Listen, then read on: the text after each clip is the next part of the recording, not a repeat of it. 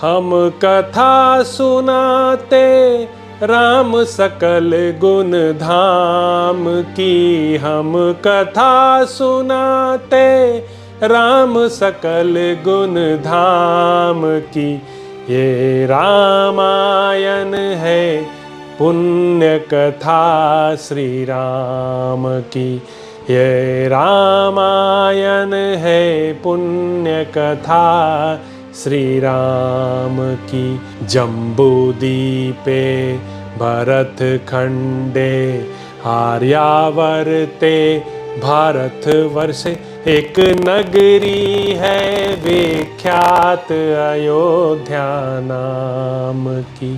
यह जन्म भूमि है परम पूज्य श्री राम की। यह जन्म भूमि है परम पूज्य श्री राम की। यह रामायण है पुण्य कथा श्री राम की। यह रामायण है पुण्य कथा श्री राम की। श्रीमद् वाल्मीकि रामायण भारत का स्वर्णिम महाकाव्य। श्री सीतारामचंद्राभ्या नमः। श्रीमद् वाल्मीकि रामायण युद्धकांड 21वां सर्ग।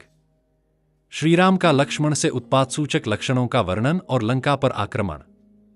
उत्पात सूचक लक्षणों के ज्ञाता तथा लक्ष्मण के बड़े भारी श्रीराम ने बहुत से अपशकुन देखकर सुमित्रा कुमार लक्ष्मण को हृदय से लगाया और इस प्रकार कहा। लक्ष्मण, जहां शीतल जल की सुविधा हो और फलों से भरे हुए जंगल हो, उन स्थानों का आश्रय लेकर हम अपने सैन्य समूह को कई भागों में बांट दें और इसे व्यूहबद्ध करके इसकी रक्षा के लिए सदा सावधान रहें। मैं देखता हूं समस्त लोगों का संहार करने वाला भीषण भय उपस्थित हुआ है, जो रीछों, वानरों और राक्षसों के प्रमुख वीरों के विनाश का सूचक है। धूल से भरी हुई प्रचंड वायु चल रही है, धरती कांपती है, पर्वतों के शिखर हिल रहे हैं और पेड़ गिर रहे हैं। मेघों की घटा घिर आई है, जो मांसभक्षी राक्षसों के समान दिखाई देती है। वे मेघ देखने में तो क्रूर हैं ही, इनकी गर्जना भी बड़ी कठोर है। ये क्रूरतापूर्वक रक्त की बूंदों से मिले हुए जल की वर्षा करते हैं। यह संध्या लाल चंदन के समान कांति धारण करके बड़ी भयंकर दिखाई देती है। प्रज्वलित सूर्य से ये आग की ज्वालाएं टूट टूट कर गिर रही हैं। क्रूर पशु और पक्षी दीन आकार धारण कर सूर्य की ओर मुंह करके दीनतापूर्ण स्वर में चीत्कार करते हुए महान भय उत्पन्न कर रहे हैं। रात में भी चंद्रमा पूर्णतः प्रकाशित नहीं होते और अपने स्वभाव के विपरीत ताप दे रहे हैं। ये काली और लाल किरणों से व्याप्त हो इस तरह उदित हुए हैं, मानो जगत के प्रलय का काल आ पहुंचा हो। लक्ष्मण, निर्मल सूर्यमंडल में नीला चिन्ह दिखाई देता है। सूर्य के चारों ओर ऐसा घेरा पड़ा है जो छोटा, रूखा, अशुभ तथा लाल है। सुमित्रानंदन, देखो ये तारे बड़ी भारी धूलि राशि से आच्छादित हो हतप्रभ हो गए हैं, अतएव जगत के भावी संहार की सूचना दे रहे हैं। कौए, बाज तथा अधम गीध चारों ओर उड़ रहे हैं और सियारिनें अशुभ सूचक महाभयंकर बोली बोल रही हैं। जान पड़ता है बानरों और राक्षसों के चलाए हुए शिलाखंडों, शूलों और तलवारों से यह सारी भूमि पट जाएगी तथा यहां मांस और रक्त की कीच जम जाएगी। हम लोग आज ही जितनी जल्दी हो सके इस रावण पालित दुर्जय नगरी लंका पर समस्त वानरों के साथ वेगपूर्वक धावा बोल दें। ऐसा कहकर संग्राम विजयी भगवान श्रीराम हाथ में धनुष लिए सबसे आगे लंकापुरी की ओर प्रस्थित हुए। फिर विभीषण और सुग्रीव के साथ वे सभी श्रेष्ठ वानर गर्जना करते हुए युद्ध का ही निश्चय रखने वाले शत्रुओं का वध करने के लिए आगे बढ़े। वे सब के सब रघुनाथ जी का प्रिय करना चाहते थे। उन बलशाली वानरों के कर्मों और चेष्टाओं से रघुकुलंदन श्रीराम को बड़ा संतोष हुआ।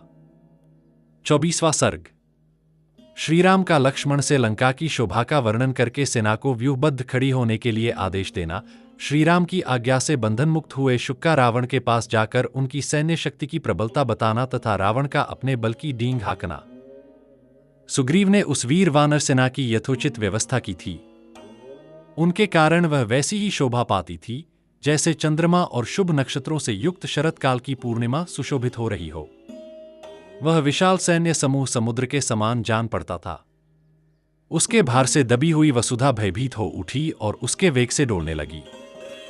तदंतर वानरों ने लंका में महान कोलाहल सुना, जो भेरी और मृदंग के गंभीर घोष से मिलकर बड़ा ही भयंकर और रोमांचकारी जान पड़ता था। उस तुमुलनाद को सुनकर वानरयूथपति हर्ष और उत्साह में भर गए और उसे न सह सकने के बढ़कर जोर जोर से गर्जना करने लगे। कारण उससे राक्षसों ने वानरों की वह गर्जना सुनी, जो दर्प में भरकर सिंहनाद कर रहे थे। उनकी आवाज आकाश में मेघों की गर्जना के समान जान पड़ती थी। दशरथ नंदन श्रीराम ने विचित्र ध्वजा पताकाओं से सुशोभित लंकापुरी को देखकर व्यथित चित्त से मन ही मन सीता का स्मरण किया। वे भीतर ही भीतर कहने लगे, हाय, यहीं वह मृगलोचना सीता रावण की कैद में पड़ी है। उसकी दशा मंगल ग्रह से आक्रांत हुई रोहिणी के समान हो रही है। मन ही मन ऐसा कहकर वीर श्रीराम गरम गरम लंबी सांस खींचकर लक्ष्मण की ओर देखते हुए अपने लिए समयानुकूल हितकर वचन बोले, लक्ष्मण, इस लंका की ओर तो देखो, यह अपनी ऊंचा इसे आकाश में रेखा खींचती हुई सी जान पड़ती है। जान पड़ता है पूर्व काल में विश्वकर्मा ने अपने मन से ही इस पर्वत शिखर पर लंकापुरी का निर्माण किया है। पूर्व काल में यह पुरी अनेक सतमंजले मकानों से भरी पूरी बनाई गई थी। इसके श्वेत एवं सघन विमानाकार भवनों से भगवान विष्णु के चरण स्थापन का स्थानभूत आकाश आच्छादित सा हो गया। फूलों से भरे हुए चैत्ररथ वन के सदृश सुंदर कानों से लंकापुरी सुशोभित हो रही है। उन कानों में नाना प्रकार के पक्षी कलरव कर रहे हैं तथा फलों और फूलों की प्राप्ति कराने के कारण वे बड़े सुंदर जान पड़ते हैं। देखो, यह शीतल सुखद वायु इन वनों को, जिनमें मतवाले पक्षी चहचहा रहे हैं और पत्तों और फूलों में लीन हो रहे हैं तथा जिनके प्रत्येक खंड कोकिलों के समूह एवं संगीत से व्याप्त हैं, बारंबार कंपित कर रहा है। दशरथ नंदन भगवान श्रीराम ने लक्ष्मण से ऐसा कहा और युद्ध के शास्त्रीय नियमानुसार सेना का विभाग किया। उस समय श्रीराम ने वानर सैनिकों को यह आदेश दिया, इस विशाल सेना में से अपनी सेना को साथ लेकर दुर्जय एवं पराक्रमी वीर अंगद नील के साथ वानर सेना के पुरुषव्यूह में हृदय के स्थान में स्थित हों। इसी तरह ऋषभ नामक वानर कपियों के समुदाय से घिरे रहकर इस वानर वाहिनी के दाहिने पार्श्व में खड़े रहें। जो गंधहस्ती के समान दुर्जय एवं वेगशाली हैं, वे कपिश्रेष्ठ गंधमादन वानर वाहिनी के वाम पार्श्व में खड़े हों। लक्ष्मण के साथ सावधान रहकर इस व्यूह के मस्तक के स्थान में खड़ा होऊंगा। जांबवान, सुषेण और वानर वेगदर्शी, ये तीन महामंसवी वीर जो रीछों की सेना के प्रधान हैं, वे सैन्य व्यूह के कुक्षी भाग की रक्षा करें। वानर राज सुग्रीव वानर वाहिनी के पिछले भाग की रक्षा में उसी प्रकार लगे रहें, जैसे तेजस्वी वरुण इस जगत की पश्चिम दिशा का संरक्षण करते। इस प्रकार सुंदरता से विभक्त हो विशाल व्यूह में बद्ध हुई वह सेना, जिसकी बड़े बड़े वानर रक्षा करते थे, मेघों से घिरे हुए आकाश के समान जान पड़ती थी। वानर लोग पर्वतों के शिखर और बड़े बड़े वृक्ष लेकर युद्ध के लिए लंका पर चढ़ आए। वे उस पुरी को पद्दलित करके धूल में मिला देना चाहते थे। सभी दानर यूथपति ये ही मंसूबे बांधते थे कि हम लंका पर पर्वत शिखरों की वर्षा करें और लंकावासियों को मुक्कों से मार मार कर यमलोक पहुंचा दें। तदंतर महातेजस्वी राम ने सुप्रिय से कहा, हम लोगों ने अपनी सेनाओं को सुंदर ढंग से विभक्त करके उन्हें व्यूहबद्ध कर लिया है, अतः अब इस शुक को छोड़ दिया जाए। श्री रामचंद्र जी का यह वचन सुनकर महाबली वानर राज ने उनके आदेश से रावणदूत शुक को बंधन मुक्त करा दिया। श्री रामचंद्र जी की आज्ञा से छुटकारा पाकर वानरों से पीड़ित होने के कारण अत्यंत भयभीत हुआ शुक राक्षसराज के पास गया। उस समय रावण ने हंसते हुए से ही शुक से कहा, ये तुम्हारी दोनों पांखें बांध क्यों दी गई हैं? इससे तुम इस तरह दिखाई देते हो मानो तुम्हारे पंख नोच लिए गए हों। कहीं तुम उन चंचल चित्त वाले वानरों के चंगुल में तो नहीं फंस गए थे?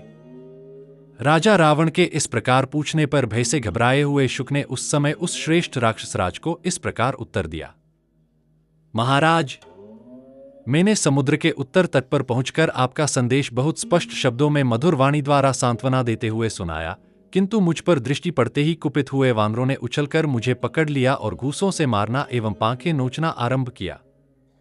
राक्षसराज, वे वानर स्वभाव से ही क्रोधी और तीखे हैं, उनसे बात भी नहीं की जा सकती थी। फिर यह पूछने का अवसर कहा था कि तुम मुझे क्यों मार रहे हो? जो विराध, कबंध और खर का वध कर चुके हैं, वे श्रीराम सुग्रीव के साथ सीता के स्थान का पता पाकर उनका उद्धार करने के लिए आए। वे रघुनाथ जी समुद्र पर पुल बांध लवण सागर को पार करके राक्षसों को तिनकों के समान समझकर धनुष हाथ में लिए यहां पास ही खड़े हैं। पर्वत और मेघों के समान विशालकाय रीछों और वानर समूहों की सहस्त्रों सेनाएं इस पृथ्वी पर छा गई हैं। देवता और दानवों में जैसे मेल होना असंभव है, उसी प्रथम राक्षसों और वानरों में संधि नहीं हो सकती। अतः जब तक ये चार दीवारी पर नहीं चढ़ आते, उसके पहले ही आप शीघ्रतापूर्वक दोनों काम एक साथ कर लीजिए। तुरंत ही उन्हें सीता को लौटा दीजिए या फिर सामने खड़े होकर युद्ध कीजिए। शुक की यह बात सुनकर रावण की आंखें लाल हो गईं। वह इस तरह उसे देखने लगा मानो अपनी दृष्टि से उसको जला देगा। रावण बोला, यह अवसर कब आएगा जब मेरे धनुष से छूटे हुए तेजस्वी बाणों द्वारा घायल होकर राम का शरीर लहूलुहान हो जाएगा, और जैसे जलती हुई आग लोग को जलाते हैं, उसी तरह मैं उनसे राम को भस्म कर डालूंगा। यदि महास्मर में सहस्रनेत्रधारी इंद्र अथवा साक्षात वरुण या स्वयं यमराज अथवा मेरे बड़े भाई कुबेर ही आ जाए तो वे भी अपनी बाणाग्नि से मुझे पराजित नहीं कर सकते। इस प्रकार श्री वाल्मीकि निर्मित आर्ष रामायण आदिकाव्य के युद्धकांड में 24वां सर्ग पूरा हुआ। हम कथा सुनाते राम सकल गुण धाम की, हम कथा सुनाते राम सकल गुण धाम की। ये रामायण है पुण्य कथा श्री राम की, ये रामायण है पुण्य कथा श्री राम की। जम्बूदीपे भरत खंडे आर्यावर्ते भारत वर्षे एक नगरी है विख्यात अयोध्या नाम की। यह जन्म भूमि है परम पूज्य श्री राम की, यह जन्म भूमि है परम पूज्य श्री राम की। यह रामायण है पुण्य कथा श्री राम की, यह रामायण है पुण्य कथा श्री राम की।